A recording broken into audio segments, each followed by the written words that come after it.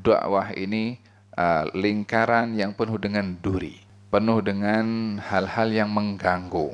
Maka bila ingin terjun dalam dunia dakwah, bersiap sedialah untuk berhadapan dengan dugaan demi dugaan. Dugaan dalaman zaman sekarang ingin tahu sebanyak mana subscribers yang subscribe dia, followersnya. Dan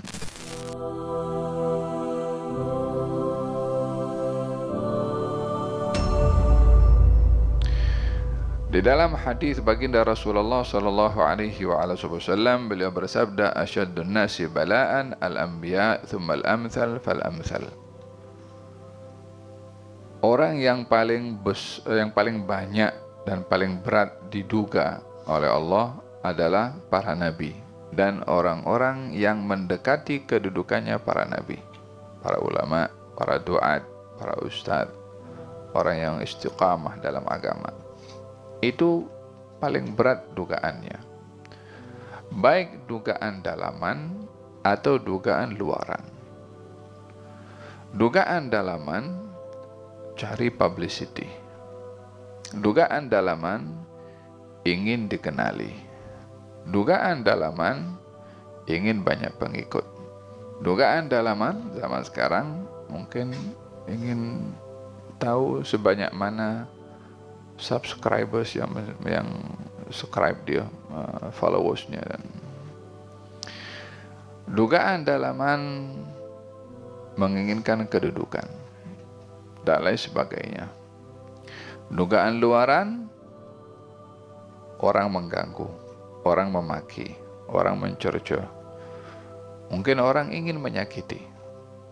Yang terjadi kepada Rasulullah sallallahu alaihi wasallam, dugaan yang sangat berat dilalui oleh baginda Rasulullah.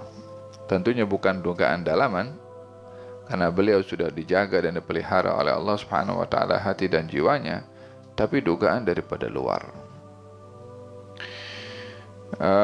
Dalam pembahasan yang lalu ada diceritakan macam-macam dugaan yang dilalui oleh Nabi, yang terpaksa Nabi memerintahkan kepada para sahabat untuk berhijrah ke Habasyah. Ya kan? Apa sebabnya? Sebab kaum muslimin diseksa. Nabi sampai berhijrah pergi ke Taif. Apa sebabnya? Karena tidak ada ruang berada di Mekah. Ini menggambarkan betapa berat dugaan yang dilalui oleh baginda Rasulullah. Kali ini diceritakan tentang dugaan yang dilalui oleh Nabi, kehilangan dua orang tersayang, Siti Khadijah dan juga Abu Talib. Jadi dengan demikian, ketika kita membaca tentang sirah Nabi, kalau Nabi sendiri berhadapan dengan dugaan sebagai pendakwa, maka orang yang akan terjun di dunia dakwah hendaklah menganggap ringan bila berhadapan dengan dugaan, karena orang yang lebih baik daripada kita berhadapan dengan dugaan yang lebih berat daripada kita. Dalam kita berdakwah, hendaklah menganggap ianya tak ada nilai dugaan yang kita lalui bila kita bandingkan dengan dugaan yang dilalui oleh baginda Rasulullah SAW. Apa dugaan yang dilalui oleh asatidzah, oleh pendakwah, oleh ulama dalam menyampaikan ilmu di zaman sekarang ini? Contohnya, ya, dimaki atau diumpat atau dicerca di media sosial. Orang yang lebih baik daripada kita pun dicerca juga. Nabi itu dikatakan pendusta, dikatakan pendongeng, dikatakan gila, dikatakan penyihir, dikatakan bomoh, macam-macam dugaan kepada macam-macam cercaan yang dilalui oleh baginda Rasulullah SAW. Siapa kita untuk boleh terselamat daripada cercaan dan makian orang, sementara orang yang lebih baik daripada kita, yaitu Rasulullah, ketika berdakwah tak selamat pun daripada cercaan juga dan cacian. Lebih dahsyat daripada itu, baginda Rasulullah SAW ketika datang pergi ke Taif, tak disambut, bahkan dihalau, diusir, Siapa kita sehingga kalau kita pergi ke satu tempat lalu tidak disambut oleh orang tempat itu, lalu kita merajuk dan kita marah ataupun kita merasa hina karena tidak dihormati dengan sambutan yang hangat. Sementara orang yang lebih baik daripada kita pergi ke Taif tak ada sambutan, bahkan dilempari. Kita tak pernah dilempari pun.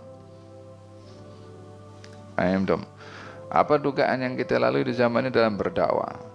Masalah material, masalah keuangan. Baginda Rasulullah SAW, apa yang diharapkan oleh beliau dalam menyampaikan dakwah selain meraih ridha dari Allah Subhanahu Wa Taala?